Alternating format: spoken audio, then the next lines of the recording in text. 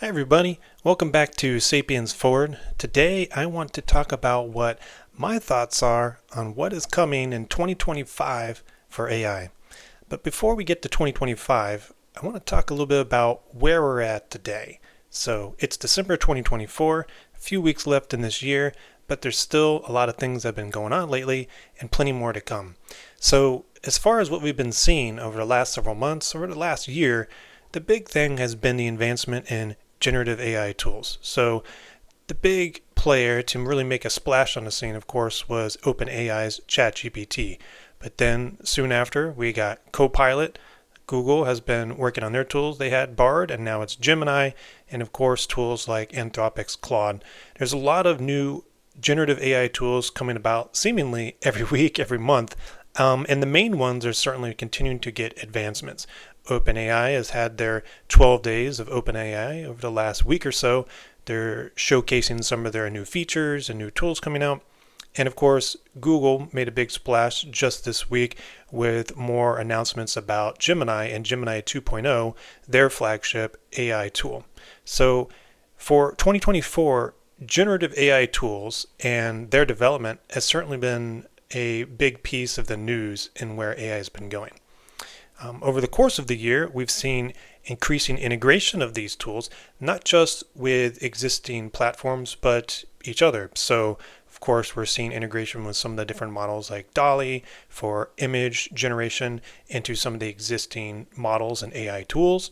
And we've seen some of these AI tools have more direct integration with existing ecosystems like Microsoft's Office environment and the Copilot tool to enable more utilitarian production of content and able to make manipulation of content in that kind of Office Word kind of environment. Copilot taking advantage of ChatGPT. Additionally, Google is increasing integration of its AI tools across search and some of its productivity software.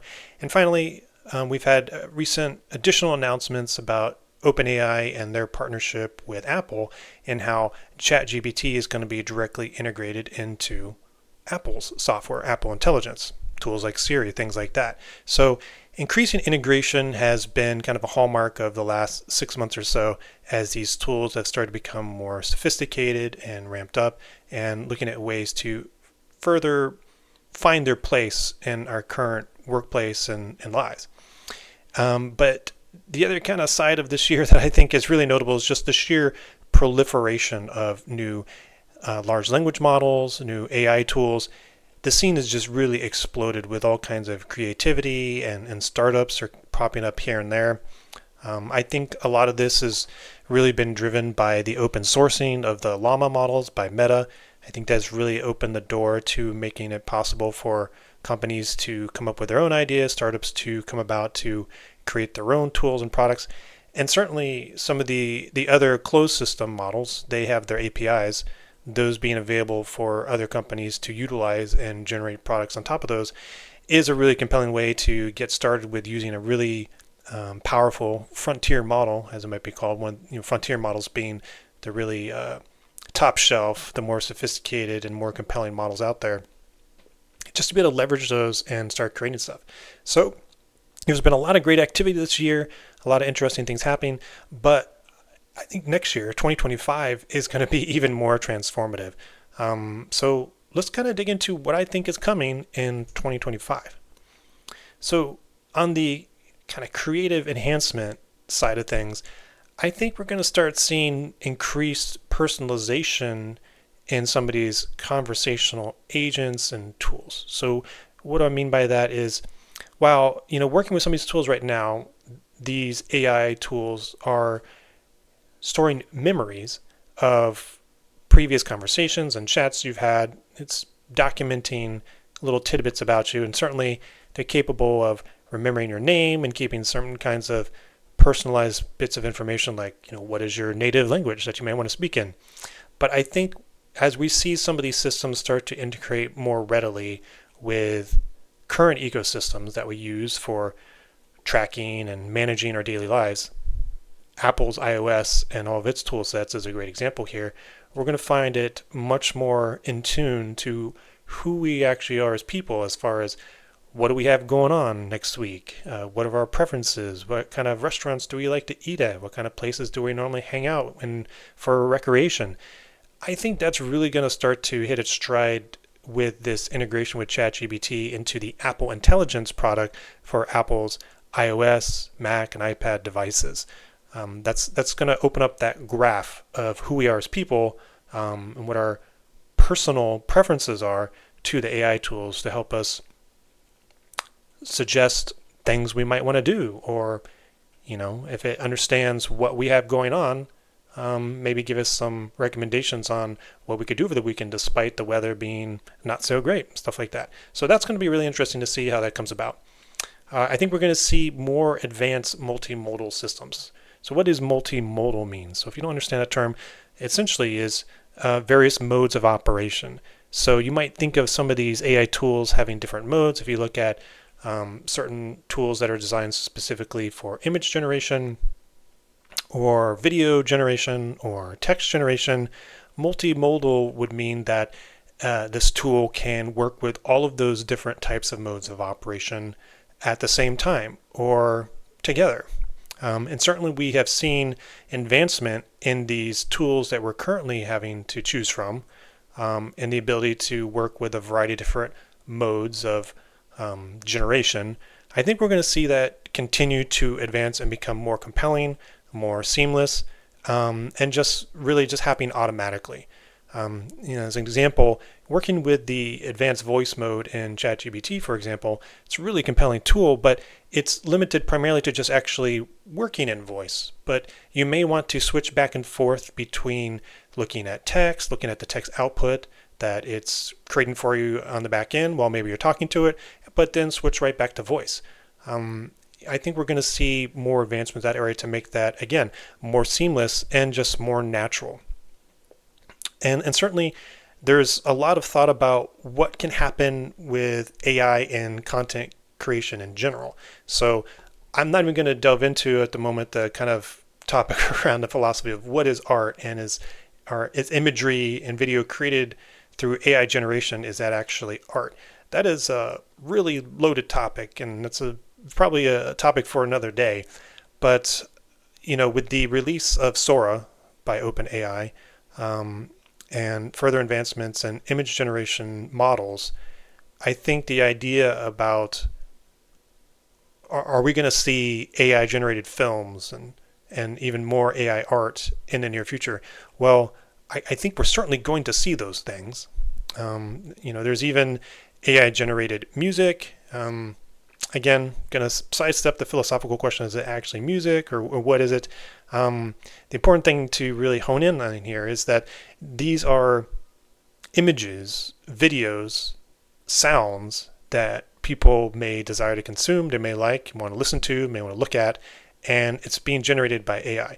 Now, what I think is really going to be important to look at and see in the next year is how are those tools not being utilized necessarily by everyday people, average folks like me or you, but people who are actual filmmakers by trade, for example. How might they use these tools to augment what they do? And I think we're going to start to see more of that. And I know that based on interviews I've seen, for instance, there's a really great interview recently with Ben Affleck. You should check it out. Him talking about how he sees AI impacting the film industry.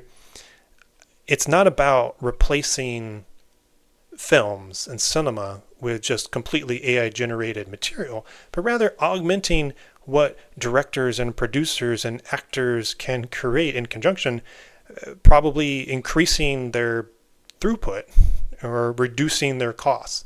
Now, there's a lot of potential pitfalls there, and some legal concerns and intellectual property ideas around what's happening with that. And I'm sure a lot of actors and members of the Screenwriters Guild have a lot of thoughts about, what should happen there and what should be allowed to happen there.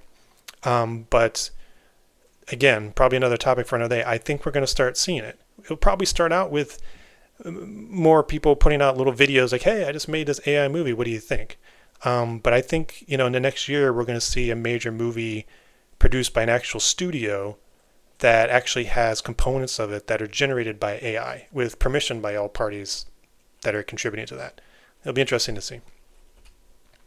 So industry transformation, I think in a lot of these major industries, we're going to see advancements in operations and research and product development owing to incorporating AI into their processes. So education is the one I'm most interested and fascinated by, so we'll get to that one last. But healthcare, we have seen already some use cases around drug development and discovery, so using tools like AlphaFold to conduct research on generating and researching and testing out the shapes and types of proteins that we use, and that can fit into drug development and research.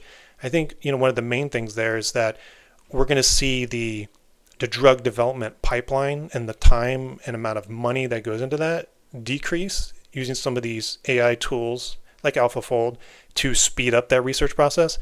And while I know lately there's a lot of thoughts about the pharmaceutical industries and the money that goes into that and the costs that go to people who need those drugs and medicines, but apart from that topic, I think in general, the idea that if the cost to and the time that it takes to identify new potential medical drugs that can,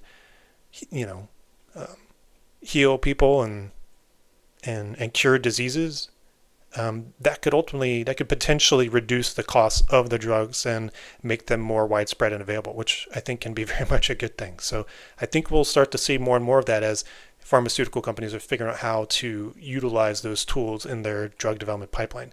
Additionally, diagnostics. It's an interesting area to think about how doctors and diagnosticians and healthcare providers might be using AI tools to diagnose your illness, some kind of malady, some kind of thing you have going on when you go to the doctor. I think we're going to start seeing that. There's already been some studies done. One in particular I call to mind with ophthalmology, where they were testing out some medical assessment records and having AI tools using large language models to assess them and give feedback, and then comparing them against what some junior medical providers and maybe some senior medical providers and what they thought of that and how they interpret it and came back with their reporting on it, and comparing those. And the AI models performed very favorably, certainly compared to the junior medical professionals. That's all to say, there's going to have to be a lot of research into that and really testing of that. I don't think any medical organization is just going to start throwing AI at trying to diagnose people, because that is a minefield of potential malpractice and litigation. But I think there's going to be more investment into that, and not necessarily to replace doctors. I mean, I don't think we're really going to very soon get to the phase of having some kind of auto doc, like something out of science fiction. I think at some point there probably will be, but next year, no. But you're going to see further research and investigation into that area, because ultimately there's a big problem, certainly in the US, which is a shortage of doctors, especially after the COVID pandemic. The medical industry has been really strained, and anything that can provide more capability for the existing medical professional base to serve more patients, or at least serve them more adequately, it's bound to be a good thing. So I think there's going to be a lot of research there. On the finance side, of course, the finance industry is always looking for advantages and ways to generate more revenue and to increase returns and to find more effective investment strategies. I think the more recent reports that I've read, it's not necessarily indicating that many investment providers and strategists are just straight up saying, hey, AI, tell me what to invest in. But these tools provide mechanisms by which the fund managers and investment strategists can conduct more research more quickly, more effectively, and more deeply than they could without these tools. And I think that's already being used a lot, and we're going to see that become even more prevalent. But as the industry becomes more comfortable with what these tools are capable of doing and how they might fit into that, and they start testing things out, I do think we are going to see more prevalence of actual fund management decisions and investment decisions actually being guided more directly by AI tools. For now, I think they're probably limited to providing suggestions and then managers override and utilize accordingly if they're even doing that at all. But it's coming, and it's probably going to be more prevalent as we get into the next couple of years. But education, yeah, that's the area where I'm most interested in as far as industry transformation. It's certainly one of the trickiest because we're already seeing how it's playing out in the last year or so. There are so many headlines around teachers trying to figure out, what to do. Children, students are using AI tools to cheat. Having ChatGPT write their term paper for them. What are you going to do? Colleges are trying to sort it out. On one hand, you have some schools trying to just ban access and try and prevent people from using those tools, but that's very tricky because, if they're doing any of that work at home, how do you block it there? Certainly requires buy-in and participation from parents to prevent that. But then you have on the other end of the spectrum, some of these schools in higher education and other places, they're embracing it and they're leaning into it and say, hey, let's use it. Let's use it more. I think there's a lot of testing that out that's going to have to happen. I think, just kind of wait and see. But at least from the educational lane for, government regulated education, we're talking about kindergarten to 12 for the US, right? And then beyond that up into college, there's still a lot of figuring out of how that's going to fit into that. Where I'm most interested, however, as far as the education is online learning systems. So apart from just being in regular grade school or college, we're talking about tools, online tools for learning different topics, whether it's technology or otherwise. So think like the lynda.coms and the LinkedIn learnings and things like that, right? I think there is so much transformation on the way that's already been worked on and is soon to be here or is already unfolding and rolling out for us. It's going to be incredible. Now, I know some folks I talk to are rather skeptical of what these things can do if they were powered by AI, but I think there's a lot of really remarkable capability here to transform access to information and learning to everybody on the planet. I mean, if you can imagine, let's say you take like a course, whether it's at Coursera or LinkedIn Learning or something like that. For the most part, a lot of these courses are fairly static. That's generally how they've been for the last several years. They are either text-based and pre-written, or they like slide decks maybe, or maybe a video that you listen to, and then maybe you do some self-guided assessment quizzes on them just to kind of help make sure you learned it. And, at the very least, many of these types of systems, they'll introduce various modalities of how to present the information to ensure people are following along and staying awake and really absorbing information. That's great.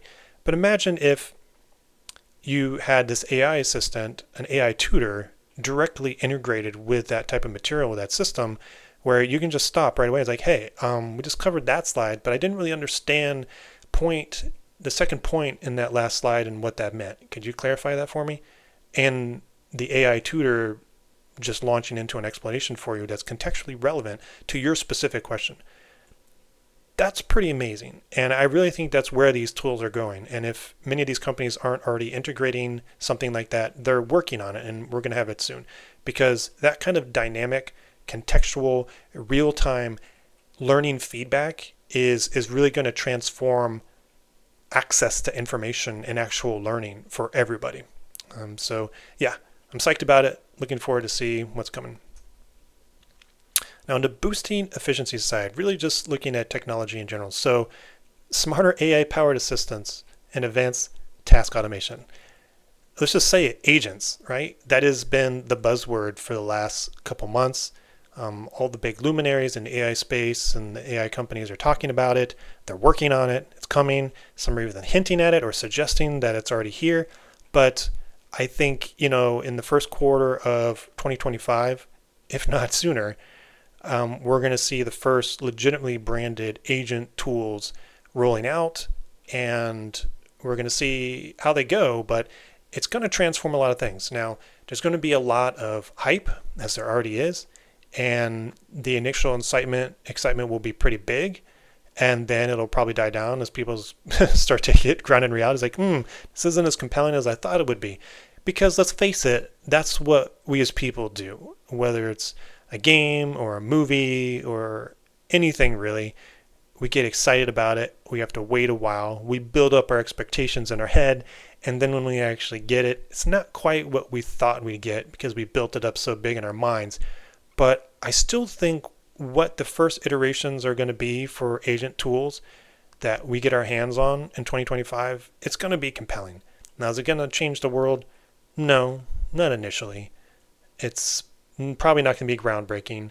But as we've seen with the generative AI tools, you get the first ones out there, and then people start seeing the weaknesses, the strong points, what could be improved, what could be accelerated, and there's going to be a lot of iteration. And I think very rapidly the initial forays into that area are going to be expanded upon, and we're going to just see a huge market open up for tools and people seeing, how can this change my life? What can I use this for? I certainly have plenty of ideas. So that's going to really help us with individual assistance. It's like a AI powered assistance for ourselves on an individual basis, and helping with task automation, whether that's at work or at play, in our regular lives. I mean, there's a lot of room for that to do all kinds of things, take care of stuff for us that maybe we don't have time for during the regular part of the day. Now, some of the things that are going to be driving that and making it possible is AI hardware advancement. So, we've seen in recent announcements by companies like Cerebras that their AI specific chips are just superpowering inference for models like LLaMA. Pretty remarkable reports on the inference speed, just real-time inference for some of these really, really big models. Even taking the time to really do reasoning type of activity. That's really going to change the game. And that's going to keep that pace of the AI tool advancement going, even if we start to see some kind of bottlenecks in other areas like data center buildup or energy availability for powering some of those data centers. If they increase efficiencies with the chips, well, they're going to keep making progress. So we're going to see more of that. Cerebras really made a splash in the news recently with their benchmarks that they put out there. I think we're going to see other companies try and keep pace with them, and we'll all benefit from that. And finally, edge AI, so localized smarter systems. Are we going to get to the place where AI is literally in everything in 2025? No. I mean, there's kind of been a running joke for years about, hey, why does my dishwasher need to have Wi-Fi access? Wi-Fi enabled refrigerators, Wi-Fi enabled toasters. Well, I think that joke is really behind us now, because now we're getting to the age of AI and everything. Now, we're not there yet, but we're looking at ways to figure out how to make local AI and what kinds of things those could be doing and what they could power. I mean, I've seen people tooling with making small microcomputers with Raspberry Pi and power packs and little small GPUs on there, and running some of these very small large language models. That's pretty cool. Kind of a neat hobby type of project, right? But you could just start thinking, like, what could you do with that? What could you put that in? Certainly, the low-hanging fruit is really cool toys, right? I mean, imagine the little stuffed animal toys for our kids from years ago, where you pull the string and it has pre-recorded phrases that it can say, or even the newer ones over the last few years, where they have recordings of different names and they sing the songs, and it's personalized to your kid because you input like what your kid's name is, and so it remembers in its little memory pack. Well, imagine if this little stuffed teddy bear has an actual computer inside of it with an installed large language model, and your kid can have actual conversations with this, talking about any topic known to mankind. I'm not even sure what to think of that, but I feel like it's coming. Now, is it going to be here next year? I don't know. I think we are going to start seeing some of these types of toys and kind of hobbyist projects where people have taking some of the miniaturized aspects, especially with the advancements in the chips. If miniaturization and the power there, at some point it's going to be financially and logistically feasible to have completely air-gapped and isolated AI model enabled products that you can take with you that don't have to connect to the internet, which, if we think about it, has been a real bottleneck for other things, or could be a bottleneck. I mean, if you lose internet access, then you lose access to the World Wide Web and other stuff. I think about it, something like Siri on an iPhone. If for some reason you lose data connection or something like that, and you just have a regular phone, like, well, you can't use Siri, you can't look up stuff like that. You don't have access to the internet. You just have to go find a Wi-Fi signal or something like that. Well, if it's completely isolated and to a computer in its device and it has the model installed on it, then you're not limited by access to the internet, are you? So that's going to be really compelling, and it's really fascinating to see how that's going to develop over the next year. But it's not all going to be super fancy, amazing technological stuff. I mean, there's plenty of room for issues and, how we're going to navigate those. I think so far, in the last year, so much has really been around just the hype cycle and everybody excited about, oh, what can this tool do? What can it do now? Certainly there's plenty of luminaries out there in the AI space who are putting out warnings like, hey, there needs to be regulation, or we need to be really thinking about who can use these things. And that's tricky, right? Trying to balance innovation with responsible use. And there's a fair amount of cynicism, I would say, in the community about, how it seems like a lot of the bigger companies are now suggesting there should be regulation after they've already got their products out there. Are they trying to pull the ladder up behind them? I don't know. I don't really want to get into that kind of thought at the moment, but I do think it is kind of a gray area as far as, at least in the United States, what regulation with AI could look like, especially with the incoming Trump administration, which will be really starting in earnest next month. They have had so much talk about slashing regulation and reducing regulation. So I'm not so sure that there's going to be a lot of regulation on AI coming down the pipe. But there's going to be more talk about it. And I think that's going to be driven by potential black swan events or issues that arise from security and data privacy mishaps that are ultimately going to cause the question to be raised in a much more significant way. For now, I feel like, folks at the government, they're probably having some very serious conversations with industry leaders, but people are still trying to figure it out. As soon as stuff really starts blowing up, not in like a literal way, but just with like issues and things, I think it'll drive the conversation more, and I think there's going to be more talk about regulation. Like I said, data privacy and security concerns. I think the everyday person is, most folks are still trying to figure out, what do I do with this? What do I care about it? But as soon as personalization starts really connecting into the equation here, people are, for one, probably going to be a little freaked out. Then they'll be like, all right, this could be really cool. And then they're going to get scammed and hacked by somebody using AI to basically maybe mimic them or something like that. And somehow they'll lose a lot of money, and we'll see more and more of that. And there'll be calls for regulation and other things like that. It's bound to happen. I don't know if there's really been a ton of it yet, but I think over the next year we're going to see a very high increase in the prevalence of scams and things like that involving AI, which is going to drive more talk at the government level. But certainly the big elephant in the room is displacement, job displacement, disruption.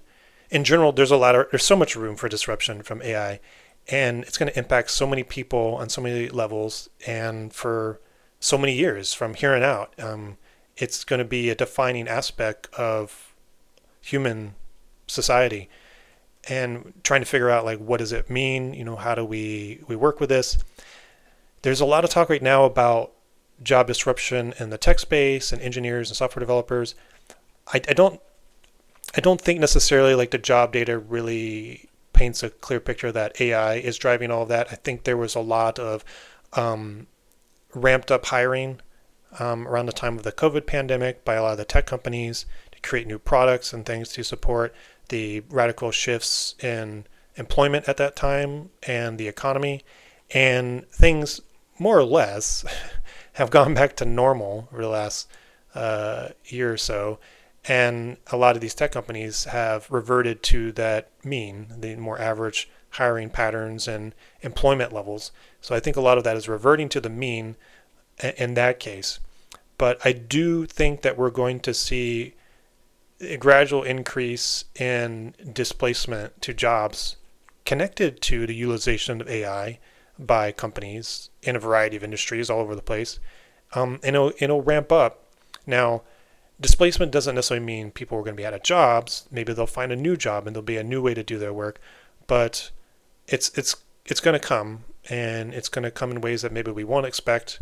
And certainly we're going to talk about that a lot here, because how we as a people, as humans, deal with the fact that AI is now a part of our lives, and how do we move forward in a way so that we can all be happy and live fulfilling lives, is a central pillar to why I started this channel in the first place. So we're definitely going to talk a lot more about that. Well, those are some of my thoughts on what I think we'll see in 2025 with AI. I think there's a lot of potential really great things for us coming, as far as creativity and efficiency and overall, and how AI can help our qualities of life. But I do want to emphasize, we need to stay informed. We need to figure out how we can use AI to better serve our lives. It's tricky, right? So be sure that if you're using AI, you use it responsibly. Figure out how you can use it in a way to improve your life without wrecking it at the same time. All right. Well, thank you for watching. Hope you check it out next time, and we'll see you at the next video.